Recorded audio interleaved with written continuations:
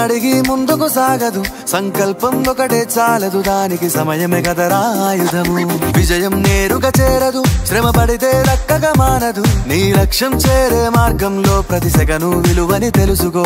ఉన్నోడివా లేనోడివా ఏ